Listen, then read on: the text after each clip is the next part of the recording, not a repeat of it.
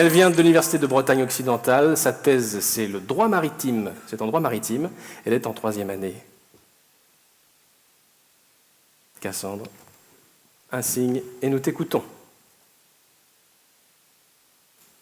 Vous êtes nigérien et aujourd'hui, vous quittez la plage libyenne de Garabouli pour gagner illégalement l'Italie, l'Europe, l'espoir.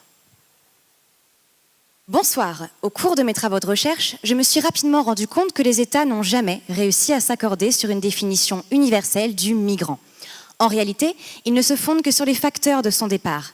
Travailleurs migrants, réfugiés. Moi, je ne cherche pas à comprendre pourquoi un individu migre d'un pays à un autre, mais comment. Et avant de connaître ses droits, il faut déjà savoir de qui on parle. J'ai donc décidé de définir une nouvelle catégorie juridique de migrants, comportant 2 critères, un transit spontané et une vulnérabilité liée à ce transit.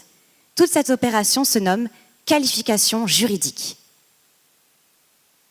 Votre embarcation de fortune vous attend, vous et une 50aine d'autres migrants spontanés. Le passeur vous somme de monter à bord. Votre bras tremble un peu, mais vous lui donnez la somme convenue. Dans le cadre du trafic de migrants, en réalité, la protection de celui-ci est très faible, puisque le législateur considère qu'il a donné son consentement à faire l'objet d'un tel trafic. Il est donc très important de comprendre l'étendue des droits et des obligations du migrant, c'est-à-dire son régime juridique, ce qui constitue la 2e partie de ma thèse. Une fois en mer, vous vous efforcez de ne regarder personne, mais vous apercevez une fillette, seule. À ses pieds, un sac à dos vert. Les États se sont engagés à garantir la protection des enfants séparés de leurs proches pendant leur migration. On les appelle mineurs non accompagnés. En pratique, toutefois, les États les assimilent souvent aux adultes ou perdent leurs traces à leur arrivée sur le territoire. Votre embarcation de fortune est finalement interceptée, en haute mer, par des gardes-côtes italiens. Vous baissez la tête. L'eau est si froide et arrive désormais à vos genoux. Le migrant peut donc répondre à une multitude de qualifications et de régimes juridiques en fonction des obstacles, des opportunités ou même des espaces où il se trouve. C'est là tout l'intérêt de ma thèse. Vous êtes débarqué sur l'île de Lampedusa et placé en centre de rétention.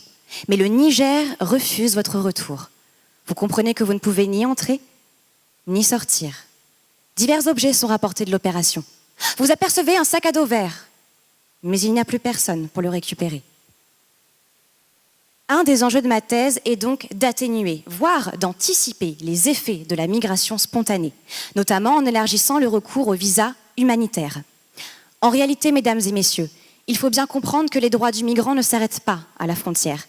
L'idée est donc de leur délivrer un statut juridique provisoire, notamment à la suite de leur débarquement, et indépendamment de leur statut administratif. En somme, leur tenir la main, de la mer à la terre. Je vous remercie.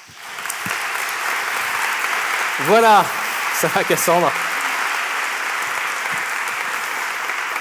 C'est compliqué d'attendre, hein, d'arriver à la fin, c'est pas simple. N'hésite pas à te mettre bien dans la lumière, on va en profiter, c'est ton quart d'heure de gloire aussi. Hein. Voilà, on est là, on reste. Après la thèse, recherche ou barreau?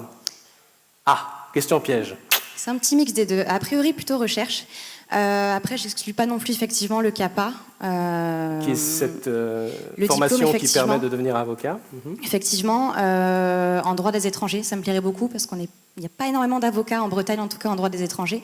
Donc ce serait effectivement intéressant, c'est une bonne opportunité à voir. Parce que toi, tu aimes beaucoup apporter du conseil aussi. Je crois que tu es bénévole auprès de la Ligue des droits de l'homme de Brest pour apporter de temps à autre des éléments d'information. Voilà, il faut savoir que les bénévoles font un travail extraordinaire au quotidien et beaucoup d'entre eux n'ont pas véritablement de connaissances juridiques. Sur le terrain, effectivement, côté pratique, ils sont très rodés. Après, ils se heurtent très souvent effectivement à des obstacles juridiques, ne serait-ce que pour conseiller effectivement une personne en situation régulière. Donc parfois, effectivement, ils font appel à moi. Alors, moins que des conseils, c'est plutôt des sortes de mini-séminaires, mini-présentations orales, voilà, à l'intention des bénévoles. Mais pas en 3 minutes, non. Bon, merci en tout cas, Cassandre, d'avoir été des nôtres. Je reprends le micro, tu peux te rasseoir. Notre juriste de la soirée, c'était Cassandre. Voilà, qui reprend sa place.